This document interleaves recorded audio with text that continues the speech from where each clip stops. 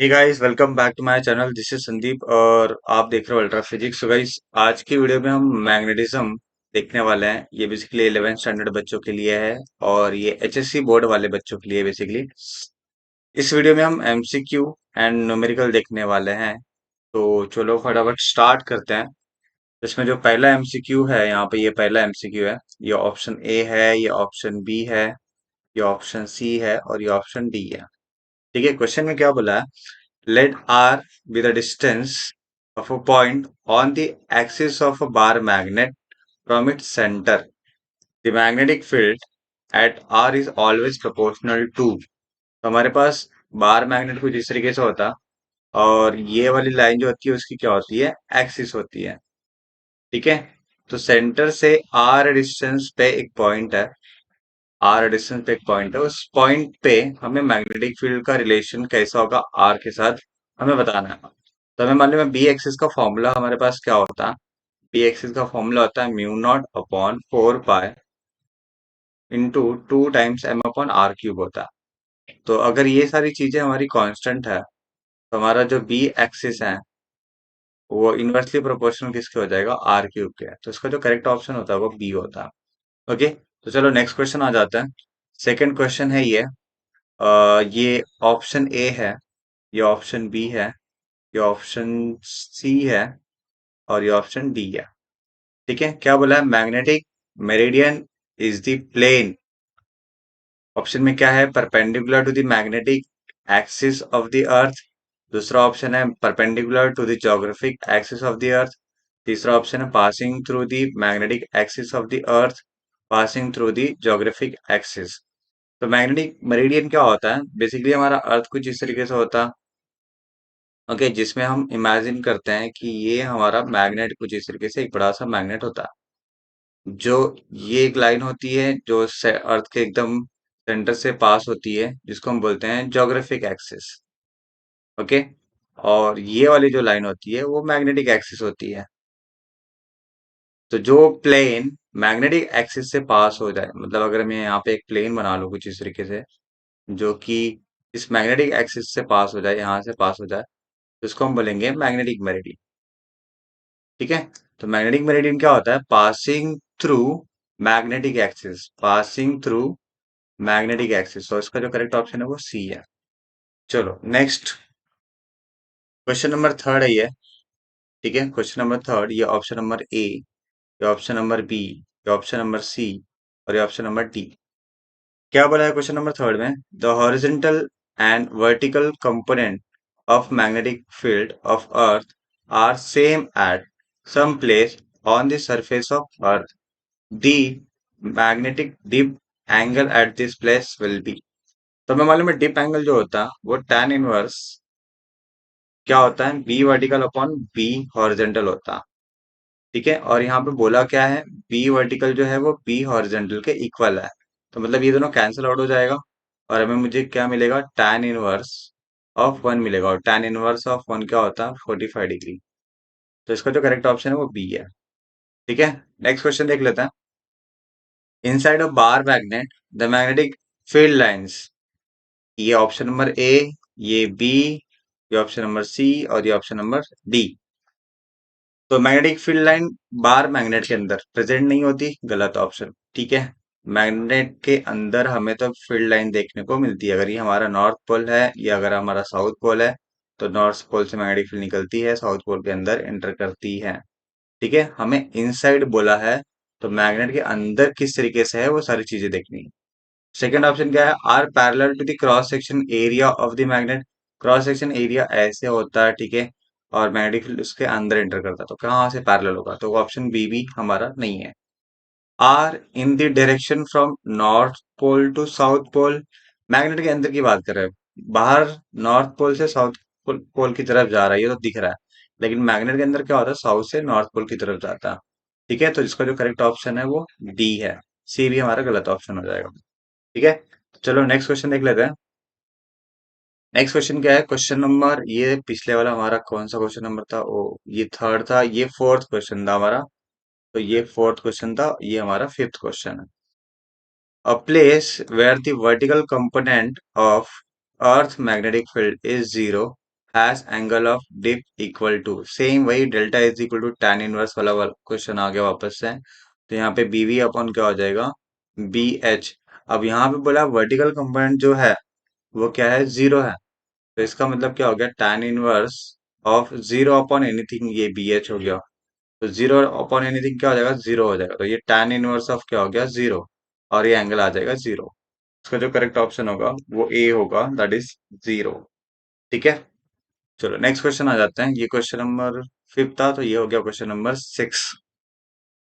A place where the horizontal component of Earth magnetic field is zero lies at।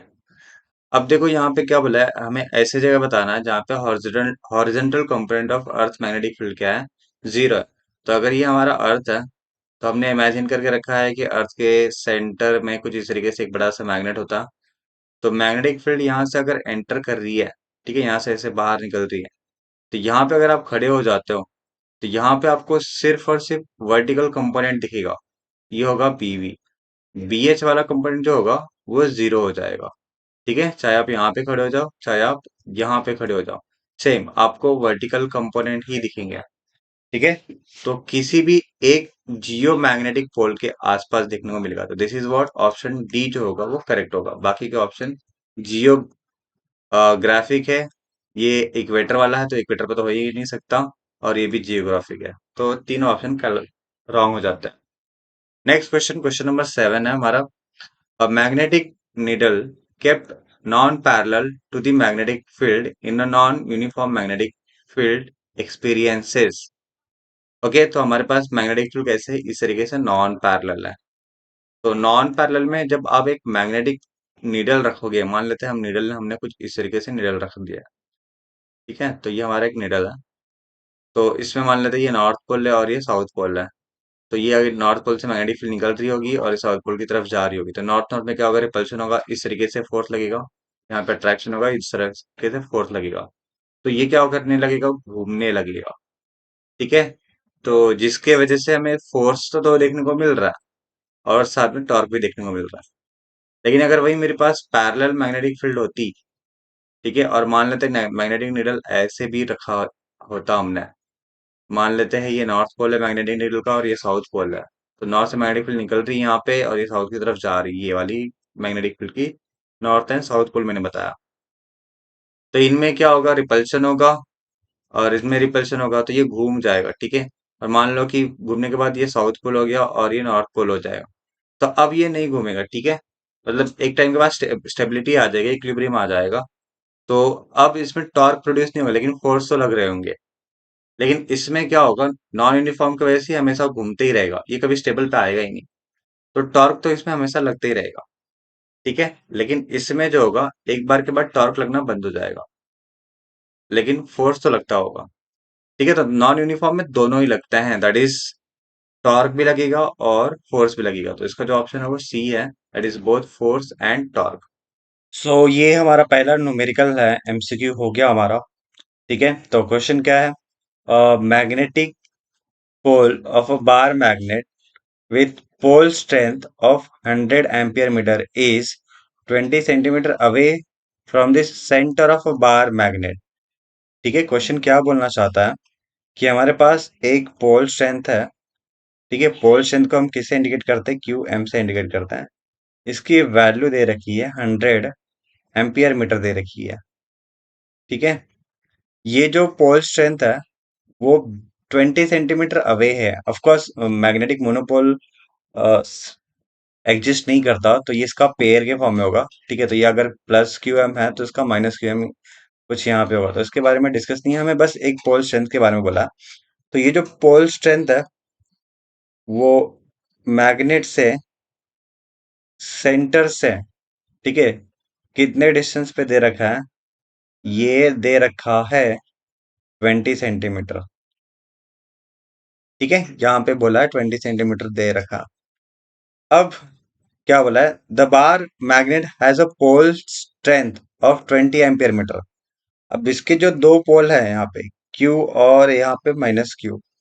ठीक है, मान लेते हैं ये क्यू एम माइनस है और ये क्यू एम है। ठीक है, इसकी वैल्यू दे रखी है, कितनी दे रखी है, 200 एम्पियर मीटर दे रखी है। ओके। और हैज अ लेंथ 5 सेंटीमीटर। अब जब लेंथ आपको मेंशन नहीं कि कौन सी लेंथ है, तो आप हमेशा मैग्नेटिक लेंथ कंसीडर करेंगे। मतलब 12 की वैल्यू कितनी दे रखी है? 5 सेंटीमीटर। ठीक है। If the magnetic pole on the axis of the bar magnet. ठीक है। Find the force on the magnetic pole. बोला है कि ये जो पोल है, ये वाला जो पोल है, वो इस मैग्नेट के एक्सिस पे है। ठीक है। तो अगर ये एक्सिस पे है तो यहाँ पे फोर्स कितना लगेगा वो बताना है। आई होप क्वेश्चन समझ में आ गया होगा। अब इसको सॉल्व कर लेते हैं फटाफट। ठीक है। तो गिवन डेटा हम कैसे लिखेंगे? Given data. तो गिवन डेटा में हमारे पास क्यू एम की वैल्यू दे रखी है। लेट ये पहले वाले मैग्नेट का है तो क्यू एम वन लिख लेते हैं यहाँ पे।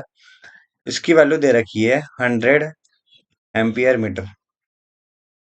क्यू एम टू की वैल्यू दे रखी है, मतलब सेकेंड मैग्नेट जिसका हम मैग्नेटिक फील्ड यहाँ पे निकालने वाला है। ठीक है। उसकी वैल्यू दे रखी है कितना? 200 एम्पियर मीटर। मैग्नेटिक लेंथ की वैल्यू दे रखी है पहले वाले, मतलब इस वाले मैग्नेट की मैग्नेटिक लेंथ दे रखी है। कितना दे रखी है? ये है 5 सेंटीमीटर। इसको मीटर में कन्वर्ट कर लेंगे तो ये 5 × 10 कितना हो जाएगा? -2 मीटर हो जाएगा। ठीक है। और हमें कुछ दिया है, यस। कितना सेंटीमीटर है? 20 सेंटीमीटर अवे है वो पोल स्ट्रेंथ। तो मतलब यहाँ पे आर की वैल्यू दे रखी है। वो कितना है हमारे पास? 20 × 10⁻² से मीटर हो जाएगा ये। ठीक है। सेंटीमीटर में इसको मीटर में कन्वर्ट कर लिया तो ये हमारी वैल्यू आ जाएगी। ओके। टू फाइंड, हमें फाइंड आउट क्या करना है? हमें फाइंड आउट करना है फोर्स। ठीक है। हमें फोर्स फाइंड आउट करना है।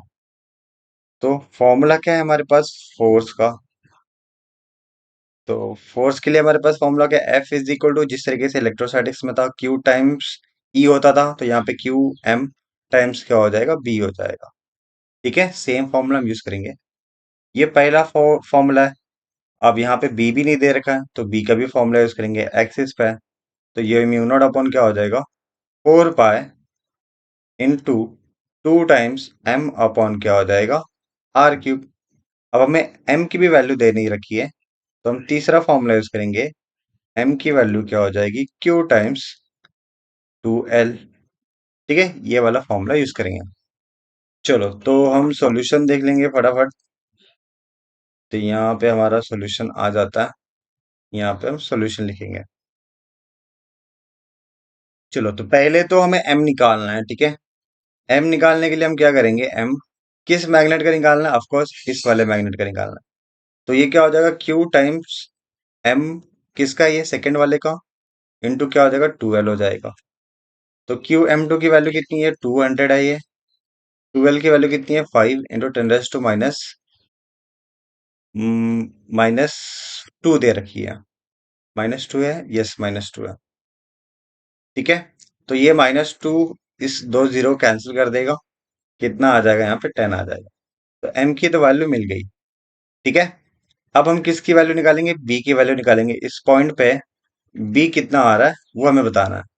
नाउ ठीक है, b की वैल्यू निकालेंगे। b is equal to mu naught times mu naught upon 4 pi into क्या हो जाएगा? 2 times m upon R³ okay. तो म्यू नॉट अपॉन 4 पाई की वैल्यू कितनी होती है? ये होती है 10⁻⁷। ठीक है। और ये 2 टाइम्स m की वैल्यू आ गई है 10। R की वैल्यू कितनी है? 20 × 10⁻² है। तो ये 20 × 10⁻², इसका क्या है हमारे पास? क्यूब आ जाएगा। ओके। तो ये हो जाएगा 20, 2 × 10 20 हो गया, × 10⁻⁷। और नीचे कितना हो जाएगा? ये क्यूब है तो 20 को हम 3 बार लिख लेते हैं। ठीक है। और 10⁻² का क्यूब कितना हो जाएगा? -6 हो जाएगा। ये -6 कैंसिल हो गया, यहाँ पे -1 बचा। एक 20 कैंसिल हो गया यहाँ पे। तो यहाँ पे कितना बचेगा? 1/20 × 20 400 हो गया, × 10⁻1 ऊपर बच गया। ठीक है। तो इसको सॉल्व कर लेंगे तो कितना आ जाएगा ये? इसको 1/4 लिख सकते हैं और अपॉन 100, 100 ऊपर चल गया, -3 हो जाएगा। तो ये 0.25 इंटू 10⁻³ हो गया। ठीक है, तो ये हमारा बी की वैल्यू आ गई। अब हमें क्या फाइंड आउट करना है, हमें तो फोर्स फाइंड आउट करना है। तो फोर्स क्या होता है, force is what q times m. यहाँ पे अब ये वाले का पोल स्ट्रेंथ लेंगे, तो ये हमारा m1 है, तो यहाँ पे q टाइम्स m1 इंटू वहां पे b कितना आया, b की वैल्यू आ गई है पॉइंट, लेट हम b लिख लेते हैं b के लिए फिलहाल। ठीक है, तो ये QM1 की वैल्यू है ये 100, और ये b की वैल्यू कितनी होगी 0.25 इंटू 10⁻³ तो ये दो जीरो कैंसिल आउट हो जाएगा, यहाँ पे -1 बचेगा। तो यहाँ पे कितना मिल गया, इसको पॉइंट और शिफ्ट कर लेते हैं, 2.5 इंटू 10 कितना हो गया -2 न्यूटन आ जाएगा। सो इतना मैग्नीट्यूड का फोर्स वहां पे लगने वाला है। तो गाइस ये क्वेश्चन नंबर 2 है न्यूमेरिकल का। क्वेश्चन देख लेते क्या बोलना चाहता है। A magnet makes an angle of 45 degree with the horizontal in a plane making an angle of 30 degree with the magnetic meridian। तो क्वेश्चन में इस तरीके से बोला है, हमारे पास एक प्लेन है इस तरीके से। ठीक है, तो इसमें जो हमारा मैग्नेट है वो एंगल बना रहा है 45 डिग्री। मतलब मान लो इस तरीके से हमारा मैग्नेट है, जो निडल होती है मैग्नेट की निडल, वो इस तरीके से डिप होके एंगल कितना बना रहा है 45 डिग्री बना रहा है। ठीक है, और ये जो प्लेन है एक दूसरे प्लेन से है, जिसको हम मैग्नेटिक मेरिडियन बोल रहे हैं। तो ये एक दूसरा प्लेन है, इस तरीके से हमारे पास दूसरा प्लेन है। ये वाला जो प्लेन है वो मैग्नेटिक मेरिडियन है। ये वाला जो प्लेन सामने वाला दिख रहा है मैग्नेटिक मेरिडियन से 30 डिग्री पे है।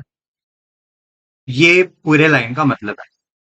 ओके, अब क्या बोला है, find the true value of dip angle at that place. तो एक्चुअली में मैग्नेट जो है वो यहाँ पे डिप हो चुका है 45 डिग्री से। ये एक्चुअल इसका डिप नहीं है, एक्चुअल डिप होता है मैग्नेटिक मेरिडियन में। ठीक है, तो अब इसको हम सामने से देख रहे हैं। मान लो आपने यहां से देखा, ठीक है, इस प्लेन को सामने से देख रहे हो, तो ये वाला प्लेन कुछ इस तरीके से दिखेगा। अब इसमें एक्चुअली में आपकी मैग्नेटिक फील्ड होती है। मान लेते हैं मैग्नेटिक फील्ड ने कुछ एंगल बना के रखा है यहाँ पे। ठीक है, इस तरीके से मैग्नेटिक फील्ड ने एंगल बना के रखा है, लेट इसको हम फाइव बोल देते हैं। तो इसके दो कंपोनेंट होंगे। ठीक है, एक कंपोनेंट यहाँ पे हो जाएगा, दैट इज बी एच, जो होगा वो आ जाएगा बी कॉस फाइव आ जाएगा। ठीक है, और वर्टिकल कंपोनेंट कुछ इस तरीके से आ जाएगा, ये हो जाएगा बी वी, जो कि आ जाएगा बी साइन फाइव। ठीक है, अब अगर इस वाले प्लेन को सामने से देख रहे हो, ऐसे सामने से देख रहे हो, इस वाले प्लेन के लिए अगर मैं डायग्राम ड्रॉ करूं, तो ये वाला डायग्राम में मुझे कुछ इस तरीके से मिलेगा। अब इसमें वर्टिकल कंपोनेंट तो वही होगा, चेंज होने वाला नहीं है, दैट इज बी वी, वही रहने वाला है, बी साइन फाइव। लेकिन ये जो हॉरिजॉन्टल कंपोनेंट है, इस वाले हॉरिजॉन्टल कंपोनेंट जो कि एंगल कितने पे 30 है, ये वाले की बात कर रहा हूं मैं, इस वाले पे जो हमने निकाला यहाँ पे, ये बी कॉस फाइव, ये बी कॉस फाइव है। ठीक है, इसका कंपोनेंट ले लेंगे यहाँ पे, जो कि क्या आ जाएगा, बी एच डैश बोल लेते हैं इसको। ये आ जाएगा बी कॉस फाइव का कॉस थीटा आ जाएगा, मतलब कॉस 30 आ जाएगा। ठीक है, तो इसमें अगर हम tan थीटा डिफाइन करते हैं, मतलब tan 45 डिफाइन करेंगे, जहां से tan 45 क्या आएगा, मतलब वर्टिकल अपॉन हॉरिजॉन्टल होता है, तो ये bp अपॉन क्या हो जाएगा, bh हो जाएगा। ठीक है, तो bv की वैल्यू ऑलरेडी यहाँ पे है, क्या है, b साइन फाइव, जो कि निकाल के रखा है हमने, और bh की वैल्यू यहाँ पे निकाली हमने। ठीक है, that is b cos five. B H ये वाले प्लेन की बात हो रही है। ठीक है, बी एच डैश यहाँ पे आ जाएगा, क्योंकि हम इस वाले प्लेन की बात कर रहे हैं। तो इस वाले प्लेन में ये वाला जो हॉरिजॉन्टल कंपोनेंट है वो बी एच डैश है। ठीक है, तो ये बी एच डैश की वैल्यू कितनी है, B cos five into cos theta. Cos theta मतलब कॉस 30 आ गया। ये बी भी कैंसिल हो गया, तो साइन फाइव अपन कॉस फाइव क्या हो जाएगा, tan 5 हो जाएगा, tan 5। और नीचे क्या हो गया, cos 30 आ गया। तो यहां से मुझे tan 5 क्या मिलेगा, tan 5 is equal to tan 45 into cos 30। ठीक है, ये वाली जो चीज है वो इससे मल्टीप्लाई होगी। तो tan 45 तो 1 होती है, और cos 30 की वैल्यू √3/2 होती है। ठीक है, तो ये tan 5 आ गया। और 5 जो है वो हमारा एक्चुअल डिप है। तो 5 हमने यहाँ पे एज्यूम किया ना, ये वाला जो है वो एक्चुअली ट्रू डिप है। ठीक है, ट्रू वैल्यू ऑफ डिप है।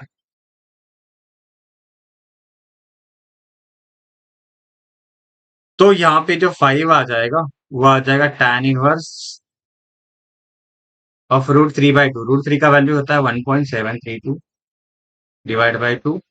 इसको आप सॉल्व कर लोगे तो कितना आएगा, tan 1 जो हो जाएगा 0.6, 1 हो जाएगा, फिर 2 6 नहीं 0.8, फिर 6 फिर वापस 6 आ रहा है, 0.866 आ जाएगा। ठीक है, तो इस तरीके से हमारे पास 5 की वैल्यू आ जाती है।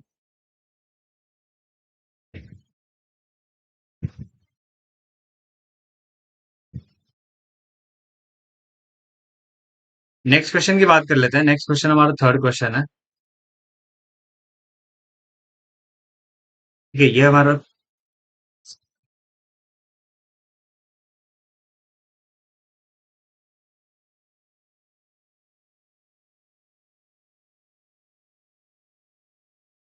तो ये हमारा थर्ड क्वेश्चन है। क्वेश्चन क्या बोला है, two small and similar bar magnet have magnetic dipole moment of 1 ampere metre square है। हाँ, ये स्क्वायर है, क्वेश्चन मार्क नहीं है। ईच, हमारे पास दो स्मॉल बार मैग्नेट है, सिमिलर बार मैग्नेट है दोनों। ठीक है, तो इसका मतलब दोनों का मैग्नेटिक डाइपोल मोमेंट सेम होगा। तो इस तरीके से इसको हम बोल सकते हैं कि दोनों की एम की वैल्यू क्या है, सेम है। मतलब M1 M2 is equal to क्या हो जाएगा, सिंपली M हो जाएगा। ठीक है, they are kept in a plane such way that their axis are perpendicular to each other. तो इसकी एक्सिस कैसे होगी, ऐसे होगी। ठीक है, और दूसरा बार मैग्नेट कुछ इस तरीके से रखा। तो बार मैग्नेट यहाँ पे इस तरीके से रखा हमने। ठीक है, और इनकी एक्सिस एक दूसरे से परपेंडिकुलर है, और passes through the centre of other bar magnet. अब इसका सेंटर यहाँ पे है, तो ऑफकोर्स इस वाले के सेंटर से दूसरी एक्सिस पास होनी चाहिए। हाँ, तो ये वाली जो लाइन हो गई, इस वाले बार मैग्नेट का एक्सिस हो गया, जो कि पहले वाले बार मैग्नेट के सेंटर से पास हो रही है। ओके, अब क्या बोला है, a line drawn through the axis of one magnet. अच्छा, ये तो होगी लाइन। ठीक है, नेक्स्ट क्या, if the distance between their centre is 2 metre. इस वाले सेंटर से इस वाले सेंटर के बीच का जो डिस्टेंस है वो बोल रखा है 2 मीटर है। Find the magnitude of magnetic field at the mid point of the line joining the centre. मतलब इस मिड पॉइंट पे हमें मैग्नेटिक फील्ड की वैल्यू निकालनी है। ठीक है, तो ये पहला बार मैग्नेट ले लेते हैं, ये दूसरा बार मैग्नेट ले लेते हैं। तो पहले वाले बार मैग्नेट के लिए हम मैग्नेटिक फील्ड B1 बोल देते हैं। ठीक है, अब ये वाला पॉइंट जो है, इस पॉइंट को P बोल देते हैं। इस पॉइंट पे पहले वाले बार मैग्नेट कहाँ पे लाई कर रहा है, इसके इक्वेटर पे लाई कर रहा है। ठीक है, तो इसके इक्वेटर पे लाई कर रहा है, तो इक्वेटर वाला फॉर्मूला यूज करेंगे, दैट इज μ0/4π M/r3। ठीक है, तो μ0/4π की वैल्यू 10⁻⁷ होती है। M की वैल्यू 1 दे रखी है। R की वैल्यू ऑफकोर्स ये मिड पॉइंट पे है, तो ये 2 है, तो ये कितना हो जाएगा, ये हो जाएगा 1। ठीक है, 1 मीटर हो जाएगा। सेम यहाँ पे भी कितना हो जाएगा, ये 1 मीटर हो जाएगा। ये 1 अपॉन क्या हो जाएगा, 1/4। मतलब कितना आ गया, 10⁻⁷ आ गया। B1 की वैल्यू निकाल दी हमने। ठीक है, अब सेकंड वाले के लिए ये वाला जो पॉइंट होगा वो इक्वेटर पे होगा, तो उसको B2 लिख लेते हैं। B2 क्या हो जाएगा, μ0/4π, और इक्वेटर पे क्या होता है, 2 टाइम्स M/r³ होता है। सेम यहाँ पे 10⁻⁷ हो गया, और ये 2 टाइम्स क्या हो जाएगा, 1/1 का क्यूब।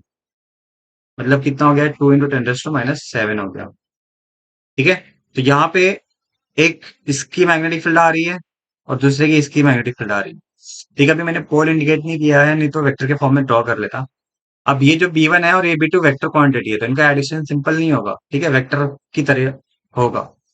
तो हमें मालूम है, अगर मैं इसका नॉर्थ पोल बोल लेता हूँ, ये साउथ पोल बोल लेता हूँ, ठीक है, और इसको नॉर्थ पोल बोल लेता हूँ, इसका साउथ पोल बोल लेता हूँ।